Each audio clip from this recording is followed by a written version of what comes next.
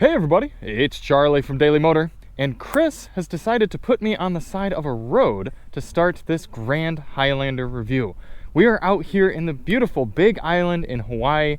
Toyota has been whining and dining us so that we will say nice things about their new 3-row, just right size crossover vehicle. And I gotta say, trying to keep my biases aside from all of the cool things we've seen and the beaches we've been sitting on, it's about time for this car. It really, really is. And I'm really happy to say that Toyota, taking their time, did this thing right. It's coming up near the end of the day. I've driven a few of the different powertrains here in the Grand Highlander, and this one in front of us right here is actually the 2.4 liter turbocharged motor, the base engine, the one that doesn't have any sort of hybridization, and the one that you're gonna see if you're getting something more like an XLE version of this car. So what do you need to know right off the bat? This is larger than the Highlander, and it's smaller than the Sequoia. The Sequoia is a big truck-like vehicle, gets terrible fuel economy, and it costs too much. And the Sienna is actually usually my pick for this type of vehicle in Toyota's lineup. It's hybridized, very fuel efficient, but I can see why some people might not want to buy a Sienna because it doesn't look very good. This Grand Highlander fixes those problems. It looks better than the Sienna, and I think the Sequoia as well. Bigger than the Highlander, has a lot of room for stuff, and if you get one of the hybrid powertrains, actually gets pretty darn good fuel economy. I'm seriously impressed by the numbers Toyota's putting out for a vehicle of this size. So you can see here, 3-row vehicle with a 3rd row that adults can actually use. Now, right off the bat, I don't think they did a very good job at making these seats easy to put up and down. From a lot of competitors, you're gonna get something like a button that will at least release it, but even better, give you some power to pull it back up.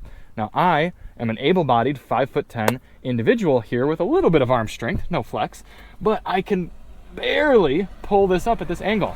Now, I think of somebody like Alyssa, much smaller and not as great of angles, this is about where she would reach. I almost want to go get her and see if she could actually easily pull these seats up. But either way, once you do get them up, you get quite a good amount of space back here. Toyota claims you can put 8 pieces of luggage. I have no idea what that means. Are they talking carry-on luggage? Are they talking little Barbie bags? I don't know, but it is a good amount of space for this type of vehicle, and I think that's going to be really important, especially if you've got something like car seats and a stroller. You know, if you're loading this up with multiple kids, that's going to be definitely good to have. The other thing that sets this apart from the normal Highlander in Toyota's lineup is the fact that full-bodied people can actually use the back seats. You see, they put this little bit of a step here, and then if I crawl in, again, not the most elegant around this vehicle, but 5'10", I'm actually fitting back here, and I know the seat isn't all the way back. Let's see if I do. There we go, look at that, all the way back. I've got a place for my feet, I've got a place for my knees. My head is perfectly upright at 5'10", and I've got a power point back here. I've got places to put drinks and to put a phone. I mean, in fact, they even put this little bit of cutout. Look at that. The phone sits perfectly right there. They thought of a lot of those little pragmatic, practical sort of things, and that's where I think they did a really good job with this. Release myself very easily. Crawl back out, much easier to do than in a lot of other 3-row crossovers. We're gonna move Mr. Topher's bag there. Into the 2nd row seat. This is actually removable, so if you want to just put a diaper bag or some sort of cooler or something like that, or just have a place for your kids to go in and back and forth like that, because think about this.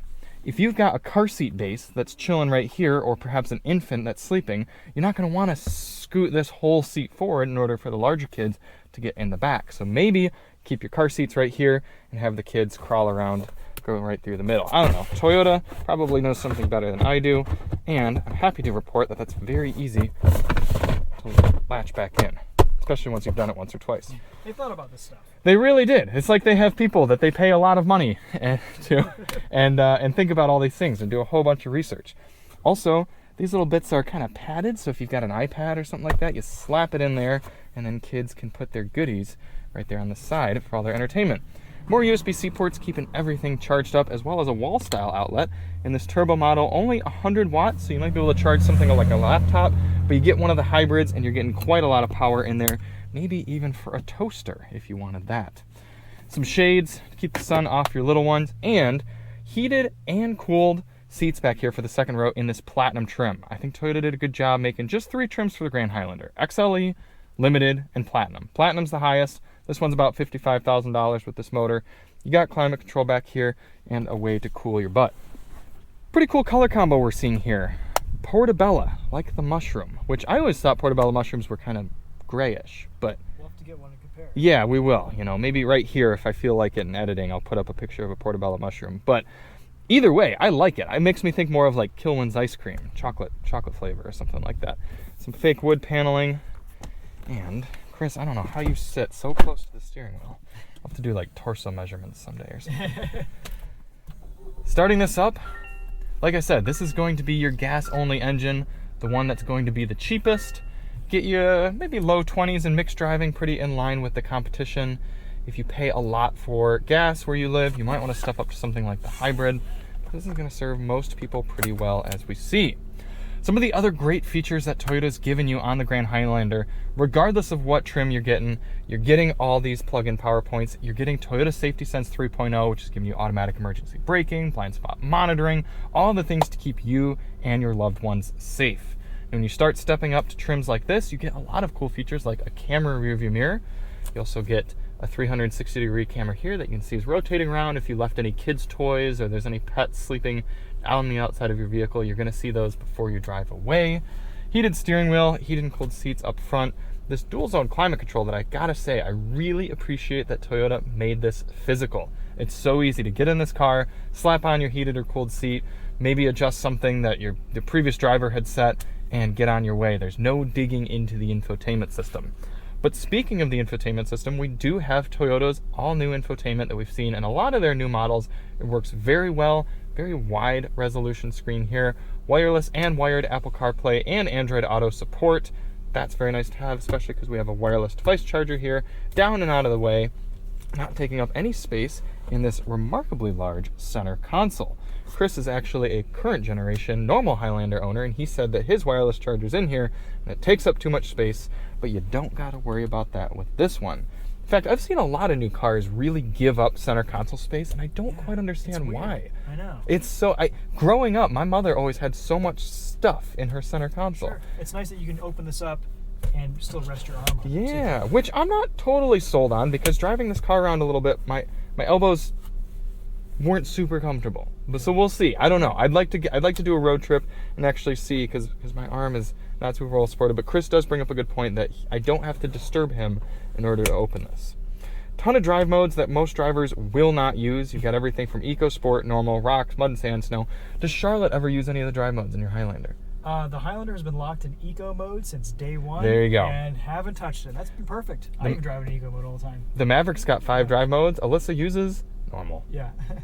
It's nice that it'll maintain your drive modes. That actually is really nice. Yeah, because some cars you gotta dial them back in. So that's pretty cool. In this Platinum model, you're seeing an all-digital gauge cluster here that's giving you a bunch of useful information. If you're gonna buy a car like this, take some time, sit with either somebody at the dealership or sit in your driveway, maybe watch a video and get a breakdown on how to customize all the data that you can bring up on these screens, because it can tell you a lot, but it can be a bit overwhelming. And this little bit right here in the Platinum trim is actually a driver monitor, and that's got a pretty cool feature where you can sync up your face. If you choose to opt into this, you can synchronize your face with the car, and when you get in, it'll load up your radio presets, your climate control, your audio settings. It'll change your seat, your head-up display, curate it for you as it sees your face. But then if you have a spouse or another driver in the house, maybe a child or something like that, when that person gets in the car and it scans their face, it'll change the car settings for them. I think that's pretty cool. That's a nice way that Toyota's making a very easy step into futurization and not just throwing technology for the sake of tech. Big old shifter. Let's back it up and get rolling. This is actually something I really appreciate. A lot of cars now that have cameras don't also have parking sensor beepers. But I was doing a U-turn earlier today, and I was in a situation similar to this. As you get closer to things, you hear that. And that's big to me. If you've got kids that are making noise in the background or something like that, you might not be looking at your camera. So for them to actually have that alert system right there, again, I think is pretty smart. You have a quick access camera view button right there too. I think that's smart as well. There's some new cars, I think it's the GMs, you actually have to go into the screen to bring up your camera. It's like, come on, man. Yeah, that's right. A few extra steps. Toyota keeps it simple in the Grand Highlander. They do. Yeah. That's a great point. That's what has really spoken to me about the Grand Highlander in general, is the simplicity. Realistically, if you're buying a car like this, you've got a lot of other things going on in your mind. You're transporting children, maybe children and pets, maybe you're having a fight with your spouse, and you want to be able to get into a vehicle that just frickin' works. And that's what the Grand Highlander is about. It's a car for, you've gotten too large for your normal Highlander, you don't feel like driving around a van, you get this. Maybe your family's gotten too large for you. Maybe hopefully you haven't gotten too large. You're right. Yeah, if you've gotten too large, then you need a Chrysler Town and Country. That's right. That's the proper car for you. Couldn't imagine one person taking up all 3 rows. But No. No frills from behind the wheel, but again, ease of driving is what we're getting. A light steering. I've been really happy driving it around. I like the leather on the steering wheel. A bunch of physical controls here for things like volume. We've been in cars recently that have weird haptics that don't feel very good to use. This Toyota is just a nice place to be in and use. Getting up to speed with the turbo motor.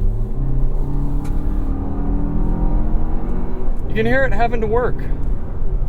But the good news is it's doing it, and it is pretty peppy. It's going to get you up to speed, no problem. But if you do want a more efficient experience, Toyota will give you a normal hybrid powertrain. You pay a little bit more for that, just about $1,000 or so.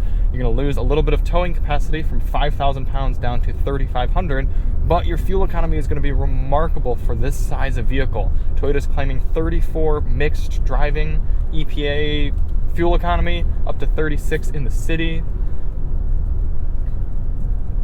I can't not overstate how impressive that number is for a vehicle that's this large. For you to be able to move 7 or 8 passengers in something like this, all-wheel drive, and get over 30 miles per gallon, that's really, really impressive. So if you're putting on a lot of miles, especially in the city, consider that hybrid. But if money is a little less important to you and you want the ultimate Grand Highlander experience, that's where the iForce Max turbocharged hybrid powertrain comes into play. Chris and I drove that a bunch earlier today, and it's so butter smooth. On a hill like this, if I were to lean on the accelerator to accelerate like this up this hill, that motor would not have downshifted. It's very, very quiet, refined. All the shifts are smooth. And when you put your foot down, it really pins you to the back of your seat. Toyota claims a 6.3 second 0 to 60, which is just incredible to me. I mean, that's what sport compacts were running. Some of them still are. So a lot of different flavors that you can choose for how you want to motivate your Grand Highlander. But if you're just looking to get a large practical Toyota vehicle, this 2.4 is going to do you just fine. There it is, the big gaping grill going by us. The Grand Highlander is exactly what you'd expect with Toyota coming out with a vehicle in this class. They did exactly what they needed to do. They know their buyers, they're purists, they want a very Toyota-esque product, and Toyota is delivering it right here. And I really appreciate that. It's a straightforward product that I could easily recommend. Now, this is a very, very crowded market segment, and some of the heavy hitters are something you should also be considering. What comes to mind right off the bat is the Mazda CX-90. That is giving you a plug-in hybrid powertrain option and a more luxurious interior experience. There's no getting around the fact that that car feels like a nicer place to be at really not much worse of a price point than this Grand Highlander. But I will also point out, if you're trying to buy something that you're going to own for a while, I don't know if I could fully recommend the CX-90. They've got a new transmission. It's a new powertrain for them. So yeah, it's possible that could fare you just fine and they'll do totally fine with it, but it's not going to be something that you can be as confident in as you can here with this Grand Highlander. So this one's been quick. I hope you got all the info you could have wanted or needed. If you want a little bit more, check out the Topher's video. We'll throw the link below. I did get a chance to shoot a sound test on the 11 speaker Jbl Audio System. I'll throw the link to that below as well. It's pretty good. It's missing a little bit on tuning, but I think it's pretty standard fare for a JBL. Hop out and take one last look. This cream colored exterior. I'm really happy with this car. I am. It's solid. It fits the bill. You're gonna start seeing a ton of them. I'm sure they're gonna be selling like hotcakes for the next few years. And Toyota needed this. They really did. So I'm glad to say that they didn't screw it up. Thank you all so much for watching. If you do want to see more on the Grand Highlander, check the link in the description, and we'll see you on the next one. I'm Charlie from Daily Motor, and as always, drive on.